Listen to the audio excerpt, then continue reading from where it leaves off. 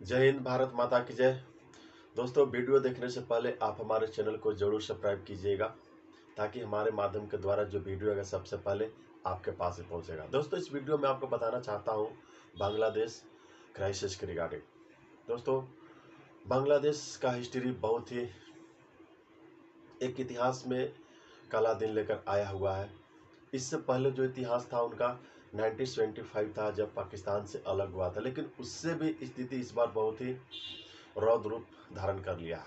सबसे पहले वहाँ की जो जनता थी, जब सरकार शेख हसीना की बनी, 6 महीना के अंदर इस तरह का इंटरनल वायलेंस स्टार्ट हो गया कि मानो वे दर पर दर इतना बढ़ गया कि एक दिन शेख हसीना के भवन तक पहुंच गया। प्रदर्शनकारी कोई भी मुद्दा पर बात नहीं करना चाहते थे। शेख हसीना जी बहुत समझाने का प्रयास कर रहे थे, लेकिन वे बात नहीं बनी। बात इतना बिगड़ गई कि उनको शेख हसीना को, बांग्लादेश के प्रधानमंत्री को, वे देश छोड़कर भागना पड़ा, क्योंकि प्रदर्शनकारी जो ऐसे प्रदर्शन जो कर रहे थे इतना रौद्र रूप ले लिए थे कि वे किसी भी मुद्दा पर शांति नहीं चाहते थे। अंततः जब काला इतिहास दिखा गया तो वे जो ऐसे जब शेख हसीना के घर पर पहुंची, जो बांग्लादेश का प्रधानमंत्री थी, तो वहां पर एक्चुअली क्या था कि प्रदर्शनकारी इतना भयानक थे कि वे किसी तरह से उनको भगाना चाह रहे थे। तो हालांकि शेख हसीना जी देश छोड़ने से पहले वे प्रेस कॉन्फ्रेंस करना चाह रहे थे, लेकिन उनको इजाजत नहीं मिला, उनको आर्मी टीम के अनुसार।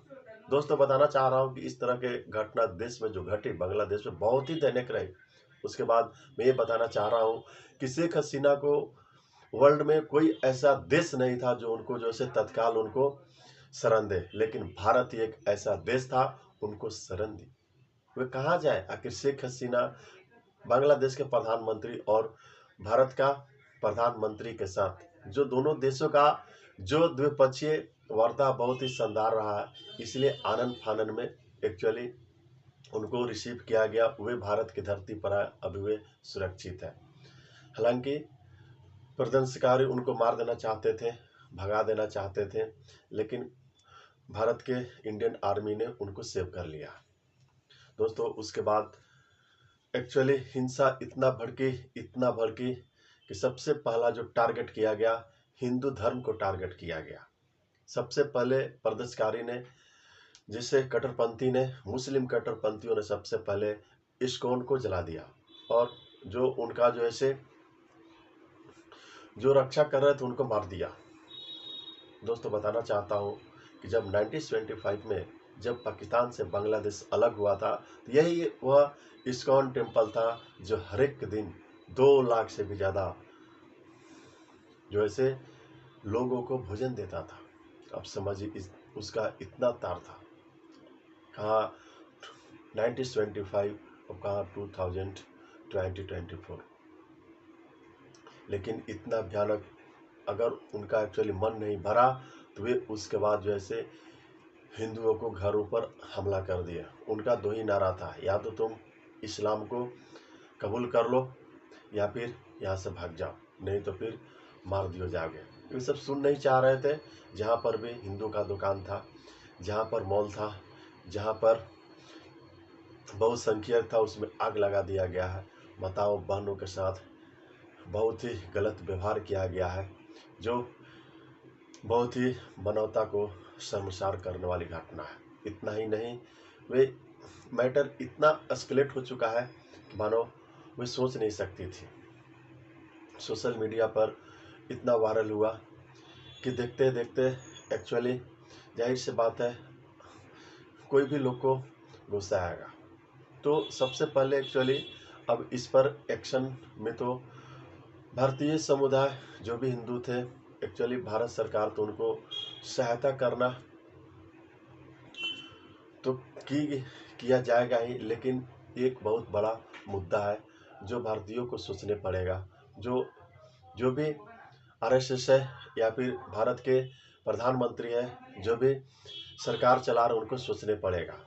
दोस्तों, यही वह दिन था जब फिलिस्तीन में, जब इजराइल जब हमला कर रहा था, कोई भी जैसे बॉलीवुड से लेकर ओपोजिशन से लेकर सबको जैसे प्रेम था मुस्लिमों से। लेकिन अब देखिए, जब बांग्लादेश में घर को जलाया गया, लाखों लोगों को घर से विहीन कर दिया गया, तो कोई भी आज बोलने के लिए, एटलीस्ट पोस्ट करने के लिए भी नहीं है, संसद भवन में आवाज उठाने के लिए भी नहीं है। इस तरह का राजनीतिक है दोस्तों। जो ये मुद्दा भी गड़बड़ाया हुआ है, इतना जैसे मुद्दा एस्केलेट हो चुका है, इसमें भारत के गवर्नमेंट को इंटरफेयर करना होगा, हस्तक्षेप करना होगा।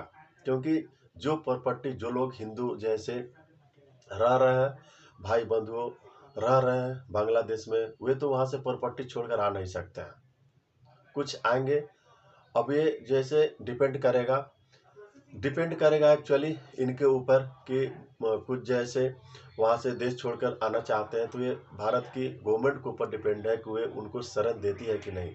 अगर शरण नहीं देती है तो वहाँ पर उनका जो ऐसे घर है, मकान है, जायदाद है, धन दौलत वे छोड़ कर नहीं आ सकती है।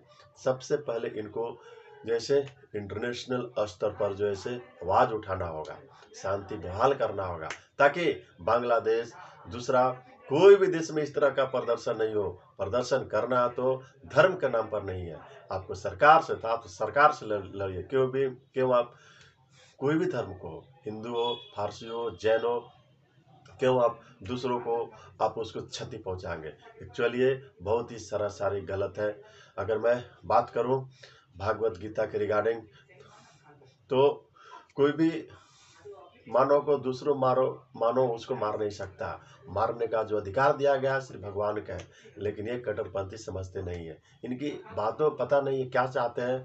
तो ये जो ऐसे एक्चुअली मैटर को भारतीय सरकार से लेकर इंटरनेशनल मार्केट में इसको इस तरह का रूल्स आना चाहिए कि कोई भी देश हो, भारत हो, पाकिस्तान हो, बांग्लादेश हो, अफगानिस्तान हो, यूके है, अमेरिका है, कोई भी जैसे धर्मों को, फॉर एग्जांपल हिंदू धर्म को आप वहाँ से भगा नहीं सकते हैं, बेवजह लूट नहीं सकते हैं। इस तरह का एक सिक्योरिटी या फिर एक रूल्स आना चाहिए।